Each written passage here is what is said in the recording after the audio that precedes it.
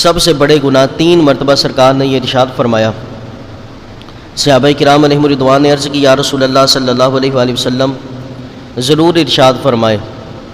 فرمایا سب سے بڑا گناہ یہ ہے کہ انسان اللہ کے ساتھ کسی کو شریک ٹھہرائے، شرک کرنا یہ سب سے بڑا گناہ ہے۔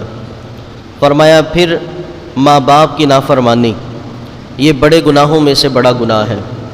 نمبر 3 فرمایا کہ جھوٹ بولنا، یہ بڑے گناہوں میں سے بڑا گناہ ہے۔ اسی طرح حضرت عبداللہ ابن مسعود رضی اللہ تعالی عنہ آپ سے روایت ہے کہ نبی پاک صلی اللہ علیہ وآلہ وسلم نے ارشاد فرمایا کہ سب سے زیادہ سخت حرام جو چیزیں ہیں وہ نہ تمہیں بتا دو۔ صحابہ کرام علیہم رضوان نے عرض کی یا رسول اللہ صلی اللہ علیہ وسلم ارشاد فرمائے۔ فرمایا کہ چغلی یہ انسانوں کے درمیان پھیلتی رہتی ہے۔ فرمایا انسان سچ بولتا ہے یہاں تک کہ وہ اللہ کے حضور صادق لکھ دیا جاتا ہے، اور جب انسان جھوٹ بولتا ہے تو فرمایا وہ اللہ کے ہاں کذاب لکھ دیا جاتا ہے۔ جھوٹ کی اس قدر مذمت بیان کی گئی۔ آج ہم اپنے معاشرے میں دیکھیں، لوگوں نے جھوٹ بولنے کے لیے طرح طرح کی راہیں نکالی ہوئی ہیں۔ کوئی کہہ دیتا ہے کہ جناب میں نے مذاق میں جھوٹ بولا تھا۔ یہ بات یاد رکھیں، مذاق میں بھی جھوٹ بولنے کی اجازت نہیں۔ اگر مذاق میں بھی جھوٹ بولا تو وہ جھوٹ ہی قرار دیا جاتا ہے۔ یہاں تک کہ ایک ہوتا ہے مذاق جو کہ شریعت نے منع کیا، ایک ہے مزاح ہا کے ساتھ، اس کی شریعت میں اجازت ہوتی ہے۔ مزاح یعنی خوش طبعی کرنا، جیسا کہ رسول پاک صلی اللہ علیہ وسلم خوش طبعی فرمایا کرتے تھے۔ ایک بوڑھی مائی آئی نا رسول پاک صلی اللہ علیہ وسلم کی بارگاہ میں، حضور علیہ السلام نے اس کے ساتھ مزاح فرمایا، یعنی ارشاد فرمایا کہ صحابہ کوئی بوڑھی عورت جنت میں نہیں جائے گی۔ اب یہ سننے کی دیر تھی کہ وہ بوڑھی مائی رونا شروع ہو گئی، یا رسول اللہ صلی اللہ علیہ وسلم میں جنت میں نہیں جاؤں گی، میرے اوپر بڑھاپا آ چکا ہے۔ سرکار دو عالم صلی اللہ علیہ وسلم مسکرانے لگے۔ فرمایا بوڑھی عورت جنت میں نہیں جائے گی بلکہ اللہ اسے بھی جوان فرما دے گا، وہ جوان ہو کے جنت میں جائے گی۔ اسے مزاح کہتے ہیں، خوش طبعی، جس میں جھوٹ کی آمیزش نہیں ہوتی، جس میں کسی کی عزت کی دھجیاں نہیں اڑائی جاتی۔ اور اس مزاح کے اندر بھی رسول پاک صلی اللہ علیہ وسلم نے جھوٹ بولنے سے منع فرمایا۔ فرمایا کہ صحابہ جو بندہ حق پر ہونے کے باوجود جھگڑے کو چھوڑ دے، میں اس کو جنت کی اطراف میں ایک گھر کی ضمانت دیتا ہوں۔ جو حق پر ہونے کے باوجود جھگڑے کو چھوڑ دے، لڑائی کو چھوڑ دے، فرمایا جنت کے اطراف میں اسے گھر دینے کی ضمانت کر دیتا ہوں۔ فرمایا جو بندہ مزاح میں بھی جھوٹ نہیں بولتا، فرمایا اسے جنت کے درمیان میں گھر دینے کی ضمانت دیتا ہوں۔ اور فرمایا کہ جو بندہ اپنے اخلاق اچھے بنائے گا، اپنے اخلاق عمدہ بنائے گا، فرمایا اس سے جنت اعلیٰ میں گھر دینے کی ضمانت دیتا ہوں۔ تو آپ حساب لگائیں کہ کس قدر نبی پاک صلی اللہ علیہ وسلم نے جھوٹ کی مذمت بیان کی اور جھوٹ نہ بولنے پر کتنے فوائد کا ذکر فرمایا۔ لیکن آج معاشرے کے اندر ہم جو ایک دوسرے کے ساتھ جھوٹ بولتے ہیں وہ تو قبیح ہے، یقیناً یہ کبیرہ گناہوں میں سے گناہ ہے۔ لیکن آج جس موضوع پر بات کرنا چاہتا ہوں وہ یہ کہ ہم نے آپس میں تو جھوٹ بولنا ہی بولا، لیکن اللہ اور اس کے رسول پر ہم نے کتنے جھوٹ بول رکھے ہیں۔ اللہ اور اس کے رسول پر جھوٹ بولنے کی مذمت کیا ہے؟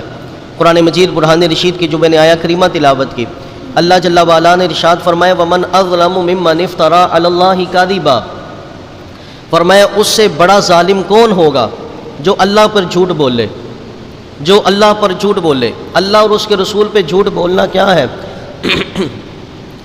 جو چیز اللہ رب العزت نے ارشاد نہیں فرمائی اسے اللہ کی طرف منسوب کر کے بیان کرنا، یہ اللہ پہ جھوٹ بولنا ہے۔ ہمارے ہاں اکثر لوگوں میں یہ بات پائی جاتی ہے، انہیں حدیث اور قرآن میں فرق نہیں معلوم ہوتا، وہ حدیث کو قرآن کا نام لے کر بیان کر دیتے ہیں۔ یاد رکھیں یہ اللہ پہ جھوٹ بولنا ہے۔ رسول پاک صلی اللہ علیہ وآلہ وسلم نے جو بات ارشاد نہیں فرمائی اسے حضور علیہ السلام کی طرف منسوب کر کے بیان کر دینا، اسے رسول پاک صلی اللہ علیہ وسلم پر جھوٹ باندھنا کہتے ہیں۔ اور اس کی وعید نبی پاک صلی اللہ علیہ وسلم نے کس قدر بیان فرمائی۔ حضرت مغیرہ رضی اللہ تعالی عنہ کہتے ہیں سمعت رسول اللہ صلی اللہ علیہ وسلم، میں نے رسول پاک صلی اللہ علیہ وسلم کو فرماتے ہوئے سنا یقول ان کذبا علی لیس ککذبی علی احد، فرمایا کہ مجھ پر جھوٹ بولنا یہ دوسرے لوگوں پر جھوٹ بولنے کی طرح نہیں ہے۔ نبی پاک صلی اللہ علیہ وسلم نے ارشاد فرمایا مجھ پر جھوٹ بولنا یہ دوسرے لوگوں کی طرح لوگوں پر جھوٹ بولنے کی طرح نہیں ہے۔ فرمایا فمن کذب علی متعمدا فلیتبوأ مقعدہ من النار، فرمایا جس نے میری ذات پر جھوٹ باندھا اس نے اپنا ٹھکانہ جہنم میں بنا لیا ہے۔ کس قدر احتیاط کا ہمیں دامن اختیار کرنا چاہیے۔ آج ہر بندہ حدیث کے نام پہ بات کو پھیلا رہا ہے، لیکن پہلے تحقیق کرنا ضروری ہے، کیا یہ رسول پاک صلی اللہ علیہ وسلم کا فرمان ہے بھی یا نہیں۔ بزرگوں کے اقوال کو رسول پاک کی طرف منسوب کر کے بیان کر دینا، یقیناً یہ رسول پاک صلی اللہ علیہ وآلہ وسلم پر جھوٹ باندھنا ہے۔ اسی طرح حضرت ابو ہریرہ رضی اللہ تعالی عنہ آپ سے روایت ہے، قال قال رسول اللہ صلی اللہ علیہ وآلہ وسلم یکون فی آخر الزمان دجالون کذابون، نبی پاک صلی اللہ علیہ وآلہ وسلم نے ارشاد فرمایا آخری زمانہ میں کچھ دجال لوگ آئیں گے، ان کا عمل کیا ہوگا؟ فرمایا یأتونکم من الاحادیث بما لم تسمعوا انتم ولا آباؤکم، فرمایا وہ تمہارے سامنے ایسی حدیثیں بیان کریں گے جو نہ تم نے پہلے سنی ہوگی نہ تمہارے آباء و اجداد نے سنی ہوں گی۔ فرمایا فإیاکم وإیاہم، پس تم ان لوگوں سے بچنا، لا یضلونکم ولا یفتنونکم، کہیں وہ لوگ تمہیں گمراہ نہ کر دیں اور کہیں وہ لوگ تمہیں فتنے میں نہ ڈال دیں۔ احادیث کو بیان کرنے کے حوالے سے ہمارے جو اصحاب رسول کا طرز عمل تھا یہ کتنا احتیاط پر مبنی تھا۔ آج سوشل میڈیا کا دور ہے، ہر بندہ پوسٹ آئی اور اسے آگے شیئر کر رہا ہے، لیکن یہ باتیں یاد رکھنا کہ اگر وہ حدیث مصطفیٰ نہ ہوئی تو کل قیامت کے دن ہماری پکڑ ہو جائے گی۔ پوری کتب حدیث کے اندر جتنے بھی صحیح حدیثیں ہیں ان پر بھی کسی نہ کسی محدث نے کوئی نہ کوئی کلام ضرور کیا ہے۔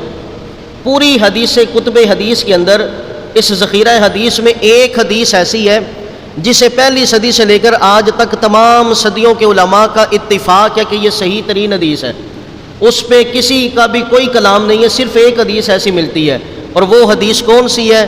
وہ یہی حدیث ہے کہ نبی پاک صلی اللہ علیہ وسلم نے فرمایا جس نے میری ذات پر جھوٹ باندھا اس کا ٹھکانہ جہنم ہے۔ اس حدیث پر پوری امت کا اجماع ہے، یہ حدیث بالکل صحیح ہے، اور اس حدیث پاک کو تقریباً 100 صحابہ نے رسول پاک سے بیان کیا ہے، تواتر کی حد تک یہ حدیث پاک پہنچتی ہے۔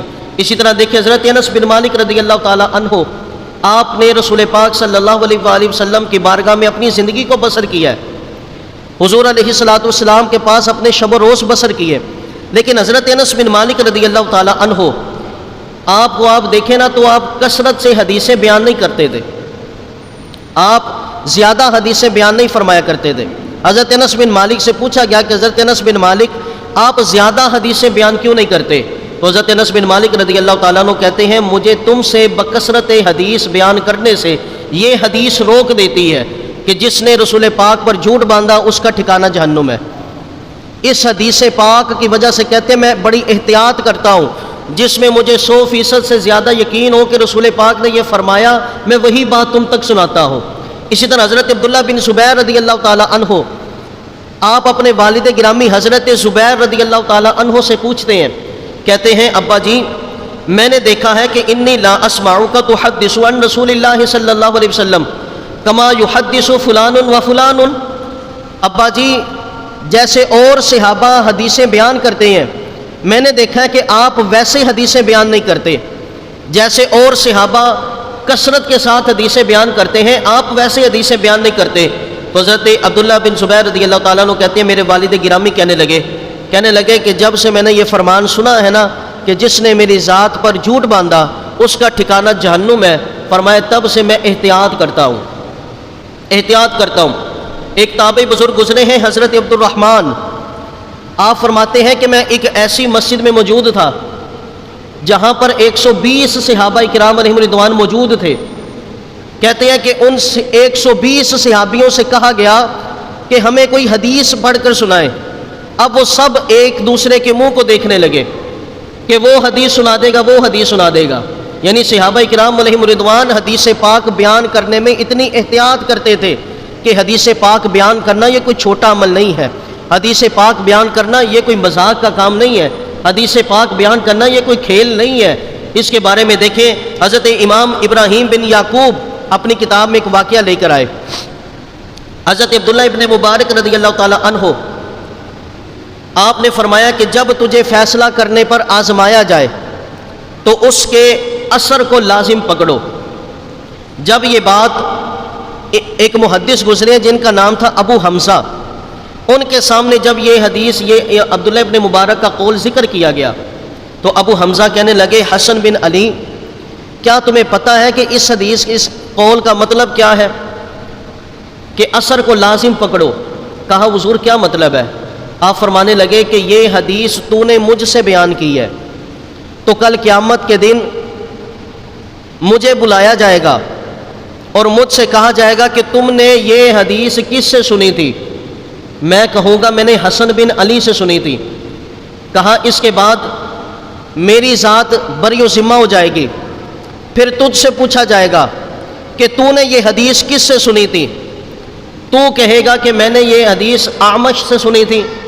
پھر حضرت اعمش کو بلایا جائے گا اور اعمش سے کہا جائے گا کہ تو نے یہ حدیث کہاں سے سنی تھی؟ تو اعمش کہیں گے کہ میں نے یہ حدیث فلاں سے سنی تھی۔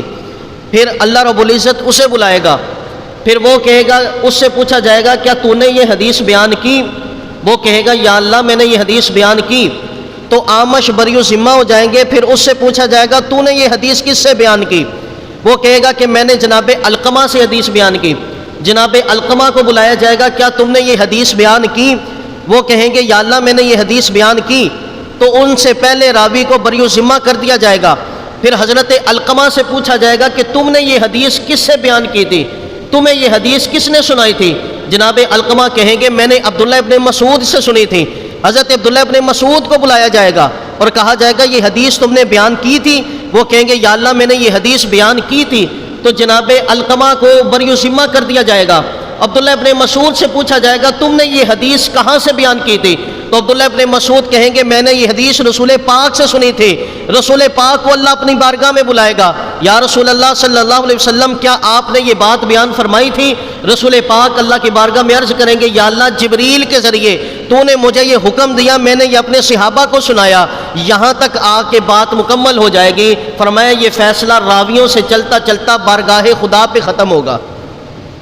یہ حدیث بیان کرنے کا یہ منصب اور حدیث پاک بیان کرنے کی یہ ذمہ داری ہے۔ آج سوشل میڈیا پر جناب حدیث کے نام سے کوئی بات آ گئی، ہم نے اسے آگے شیئر کر دیا، بھئی پتہ ہے کل قیامت کے دن ہمیں رب کے حضور جواب دینا ہے، ہمیں رب کے حضور کھڑا کیا جائے گا اور کہا جائے گا یہ حدیث تم نے بیان کی، کہاں سے بیان کی؟ اور ہم کیا کہیں گے فیس بک پہ آئی تھی میں نے آگے چلا دی۔ رسول پاک صلی اللہ علیہ وآلہ وسلم کی نسبت سے اگر کوئی بات کرے تو بڑی احتیاط کے ساتھ، یارو کل قیامت کے دن اس کا حساب دینا ہے، ہم نے کل قیامت کے دن اس کا حساب دینا ہے۔ پہلے تحقیق کریں کیا یہ حدیث واقعی حدیث ہے یا نہیں۔ اور دیکھیں صحابہ کرام علیہم رضوان کس قدر اس میں احتیاط کا دامن اختیار کرتے تھے۔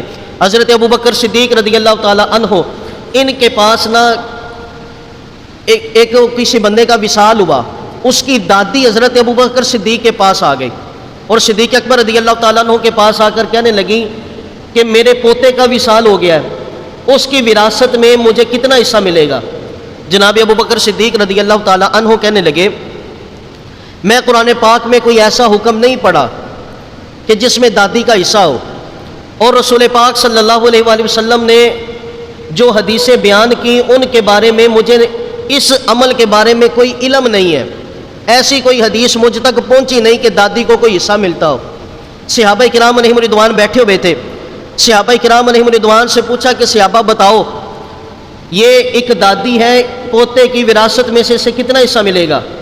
حضرت مغیرہ رضی اللہ تعالیٰ عنہ کھڑے ہوئے کہنے لگے میں نے رسول پاک صلی اللہ علیہ وآلہ وسلم سے سنا ہے اگر پوتے کا وصال ہو جائے تو اس کی وراثت میں سے چھٹا حصہ دادی کو ملے گا۔ حضرت ابوبکر صدیق رضی اللہ تعالیٰ عنہ نے سنا، اب دیکھیں بیان کرنے والا کون ہے؟ صحابی رسول ہے۔ حضرت ابوبکر صدیق رضی اللہ تعالیٰ عنہ کہنے لگے مغیرہ تم نے یہ رسول پاک سے سنا ہے، کیا تمہارے پاس کوئی گواہ بھی ہے، کوئی اور بھی صحابی ہے کہ جس نے تمہارے ساتھ یہ حدیث سنی ہو؟ اب وہاں پہ موجود صحابہ میں سے محمد بن مسلمہ کھڑے ہوئے، وہ کہنے لگے صدیق اکبر میں نے بھی یہ حدیث مصطفیٰ سے سنی ہے۔ حضرت ابوبکر صدیق کہنے لگے پھر ٹھیک ہے، جس کا پوتا وصال کر جائے دادی کو چھٹا حصہ ملے گا۔ یعنی حدیث پاک کو قبول کرنے میں صحابہ کتنی احتیاط کا دامن اختیار کرتے تھے۔ حضرت عمر فاروق اعظم رضی اللہ تعالیٰ عنہ کو دیکھیں، جناب عمر فاروق اعظم رضی اللہ تعالیٰ عنہ ان کی بارگاہ میں حضرت ابو موسیٰ اشعری رضی اللہ تعالیٰ عنہ ایک دفعہ ملنے کے لیے آئے، دروازے کے پیچھے کھڑے تھے کہ ابو موسیٰ اشعری رضی اللہ تعالیٰ عنہ نے 3 بار سلام کیا اجازت لینے کے لیے۔ حضرت عمر فاروق اعظم رضی اللہ تعالیٰ عنہ نے سلام کا جواب نہیں دیا۔ حضرت ابو موسیٰ اشعری رضی اللہ تعالیٰ عنہ وہاں سے واپس چلے گئے۔ حضرت عمر نے جب خیال کیا کہ ابو موسیٰ اشعری آئے تھے واپس چلے گئے، آپ نے خادم کو بھیجا، جاؤ صحابی رسول کو بلا کے لاؤ۔ جب حضرت ابو موسیٰ اشعری آئے تو کہا کہ ابو موسیٰ اشعری آپ واپس کیوں چلے گئے؟ میں تھوڑا کام میں مصروف تھا، میں آپ کو بلانے ہی والا تھا۔ جناب ابو موسیٰ اشعری کہنے لگے میں نے رسول پاک صلی اللہ علیہ وآلہ وسلم سے سنا ہے کہ جب کوئی کسی بندے سے اجازت طلب کرو اسے 3 بار سلام کرو، اگر وہ سلام کا جواب نہ دے تو وہاں سے واپس چلے جاؤ۔ حضرت ابو موسیٰ اشعری رضی اللہ تعالیٰ عنہ نے اب یہ حدیث بیان کی۔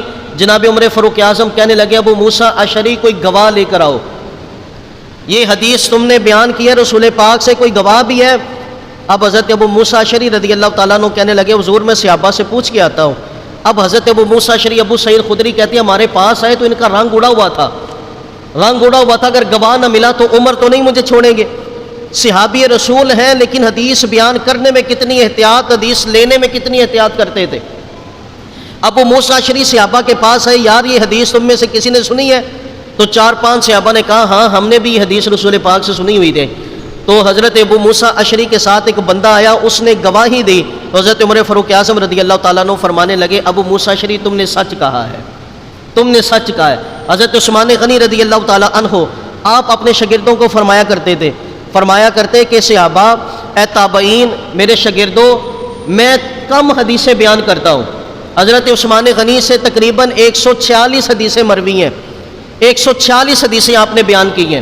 حضرت عثمان غنی کہا کرتے تھے کہ صحابہ یہ نہ سمجھنا کہ مجھے حدیثیں نہیں آتی، یہ نہ سمجھنا کہ میں دیگر صحابہ کی بنسبت حدیثیں یاد نہیں کرتا۔ فرمایا کہ جب سے میں نے سنا ہے نا کہ جس نے رسول پاک صلی اللہ علیہ وآلہ وسلم پہ جھوٹ باندھا اس کا ٹھکانہ جہنم ہے، فرمایا کہ اس وقت سے میں حدیث پاک بیان کرنے میں احتیاط کرتا ہوں۔ اس قدر صحابہ کرام، حضرت علی المرتضیٰ رضی اللہ تعالیٰ عنہ کو دیکھیں، علم کے کیسے سمندر ہے۔ حضرت علی رضی اللہ تعالیٰ عنہ فرماتے ہیں کہ جو حدیث میں رسول پاک صلی اللہ علیہ وآلہ وسلم سے روبرو سنتا تھا وہ تو میں دھڑلے سے بیان کر دیتا ہوں کہ میں نے رسول پاک سے یہ حدیث سنی ہے، یہ حدیث پاک میں صحابہ کو سنایا کرتا۔ لیکن فرمایا کہ جو حدیث میں نے خود نہیں نہ سنی ہوتی تھی، مجھے کوئی آ کر وہ حدیث بیان کرتا تو میں رسول پاک صلی اللہ علیہ وسلم کی حدیث سننے کے بعد اسے کہتا قسم کھاؤ کہ تو نے یہ حدیث مصطفیٰ سے سنی ہے۔ اگر کوئی صحابی قسم اٹھا لیتا تو اس کی حدیث کو قبول کر لیتے۔ حضرت علی رضی اللہ تعالیٰ عنہ اس طرح احتیاط کے پیش نظر، یاران محترم برادران اسلام، آپ نے سنا اس پر تفصیل حضرت امام بخاری علیہ رحمہ کو دیکھ لیں، لاکھوں حدیثیں آپ کو یاد تھیں، لاکھوں حدیثیں یاد تھیں۔ امام بخاری کی بخاری شریف اٹھائیں تو 7000 سے کچھ زیادہ حدیثیں آپ نے بخاری میں ذکر کی ہیں۔ احتیاط کے پیش نظر کہ کہیں کوئی ایسی بات نہ لکھ دی جائے جو سرکار نے نہیں کی اور میری قلم سے نکل جائے، احتیاط کے پیش نظر۔ اور ان 7000 حدیثوں کو بھی اگر آپ چھانٹی کریں نا، کیونکہ ایک حدیث بخاری میں 5 جگہ پر بھی آئی ہے، اسے ہم اپنی زبان میں مقررات کہتے ہیں، تقریباً 2000 سے کچھ زائد حدیثیں ہیں جو امام بخاری نے ذکر کی ہیں بخاری کے اندر۔ احتیاط کے پیش نظر لاکھوں حدیثوں میں اتنی حدیثوں کا انتخاب کیا گیا۔ تو یہ یاد رکھیں حدیث پاک کو بیان کرنا یہ کوئی کھیل کا کام نہیں ہے، حدیث پاک کو بیان کرنا یہ کوئی مذاق کا کام نہیں ہے۔ خدارہ اسلام کے نام پر آپ جس بات کو پھیلا رہے ہیں یہ یاد رکھیں، پہلے اس کی تحقیق کریں کہ یہ بات اللہ نے فرمائی ہے یا نہیں فرمائی، یہ بات رسول پاک کی طرف منسوب کر رہے ہیں تو یہ بات رسول پاک نے بتائی ہے یا نہیں بتائی۔ اس کی چند مثالیں آپ کے سامنے ذکر کر کے اجازت چاہوں گا۔ یاران محترم برادران اسلام، اسی طرح یہ یاد رکھیں معراج کی رات، اس حوالے سے ایک حدیث بیان کی جاتی ہے کہ حضور جب عرش پہ گئے تو اپنے نالین اتارنے لگے، رب نے فرمایا محبوب نالین سمیت ہی آ جاؤ۔ ایسی کوئی حدیث بھی کتب حدیث میں نہیں ملتی، نالین پہنے تھے یا اتارے تھے اس پر تو کوئی حدیث نہیں آئی، لیکن یہ بات اللہ پہ جھوٹ باندھنا ہے، ایسی کوئی حدیث نہیں آئی۔ اسی طرح حضرت امیر معاویہ رضی اللہ تعالیٰ عنہ سے ان کے بارے میں ایک حدیث بیان کی جاتی ہے، معاذ اللہ کہا جاتا ہے کہ حضرت امیر معاویہ نے یزید کو اپنے کندھوں پہ اٹھایا ہوا تھا تو رسول پاک نے دیکھا تو کہا ایک جنتی نے جہنمی کو اٹھایا ہوا ہے۔ وہ عقل کے اندھو جنہوں نے یہ بیان کیا ہے کتنے وہ پاگل لوگ ہیں۔ یزید پیدا ہوا 25 ہجری میں، رسول پاک کا وصال ہوا 11 ہجری میں، 11 ہجری میں رسول پاک کا وصال ہوا یزید پیدا ہوا 25 ہجری میں، اللہ اس کی تربت پہ کروڑوں لعنتوں کا نزول فرمائے، آمین تو بولو یار۔ جی حضرت امام حسین رضی اللہ تعالیٰ عنہ کا سب سے بڑا یہ دشمن، آل بیت پر ظلم کرنے والا یزید 25 ہجری کو پیدا ہوا اور رسول پاک 11 ہجری کو فوت ہوئے۔ تو یہ کیسے ہو سکتا ہے کہ رسول پاک کی ظاہری زندگی میں حضرت امیر معاویہ نے یزید کو کندھوں پہ اٹھایا ہو؟ کتنی بڑی حدیث گاڑی جناب حضرت امیر معاویہ کے بارے میں یہ گھڑی گئی ہے۔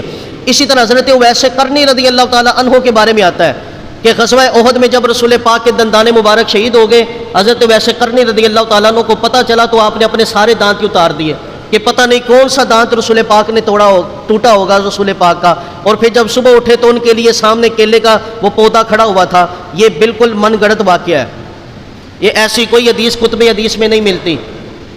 اسی طرح رسول پاک صلی اللہ علیہ وسلم رستے سے گزرا کرتے تھے، ایک مائی اوپر سے کوڑا پھینکا کرتی تھی۔ آپ دیکھیں یہ واقعہ کتنے ہمارے خطباء کی زبانوں سے یہ چیزیں نکلتی ہیں، ہمارے اسکول کی کتابوں میں یہ باتیں لکھی ہوئی ہیں، لیکن حدیث پاک میں پوری کتب حدیث میں ایسا کوئی واقعہ ہی نہیں ملتا، ایک من گھڑت یہ بات ہے۔ اسی طرح یہ جب ہم نماز پڑھتے ہیں نا، ہمارے گھروں میں اکثر یہ بات رائج ہوتی ہے، نماز کے بعد مصلی کو موڑ دیا جاتا ہے۔ کیوں بھائی؟ اگر مصلی کو نہ موڑا تو شیطان نماز پڑھے گا، وہ شیطان اتنا نیک ہو گیا کہ وہ بھی نمازی بن گیا۔ بھائی کیسی عجیب باتیں ہم کر رہے ہیں، بھائی دین کے نام پر کتنے بڑے بلنڈر اور کتنے بڑے جھوٹ ہم پھیلاتے جا رہے ہیں۔ ایسی کوئی بات نہیں، شیطان نماز نہیں پڑھتا، مصلی کو موڑیں یا نہ موڑیں اس میں کوئی حرج نہیں۔ اسی طرح رسول پاک صلی اللہ علیہ وسلم یہ بھی سوال کیا جاتا ہے کہ جناب وہ کون سا کام ہے جو اللہ کو پسند ہے لیکن رسول پاک نے نہیں کیا؟ جواب دیا جاتا ہے اذان۔ یہ یاد رکھے رسول پاک صلی اللہ علیہ وسلم نے سفر کے دوران 2 مرتبہ اذان پڑھی ہے۔ یہ بات بالکل من گڑت اور جھوٹ ہے کہ رسول پاک نے اذان نہیں پڑھی۔ 2 مرتبہ رسول پاک صلی اللہ علیہ وسلم نے سفر کے دوران اذان پڑھی ہے۔ اسی طرح 40ویں کے دن اللہ اکبر کبیرہ، فوتگی اور شادی، ان پر تو ہم نے ایسی رسومات دین کے نام پہ تھوڑ سے دی ہے نا یار کہ شاید کہ ہندوؤں سے بھی ہم آگے گزر چکے ہوئے ہیں۔ یہ راو علی میں میرے ایک شاگرد ہے، انہوں نے چند دن پہلے مجھے فون کیا، ہمارے شہر میں تو یہ ہم نے دیکھا ہے کہ 40ویں والے دن 7 طرح کے کھانے بناتے ہیں، 7 طرح کے کھانے بنا کے روح ودیا کرتے ہیں۔ وہ بھائی روح ودیا اس دن ہی ہو گئی تھی جس دن موت آئی تھی، یہ کوئی اسلام کے اندر نہیں۔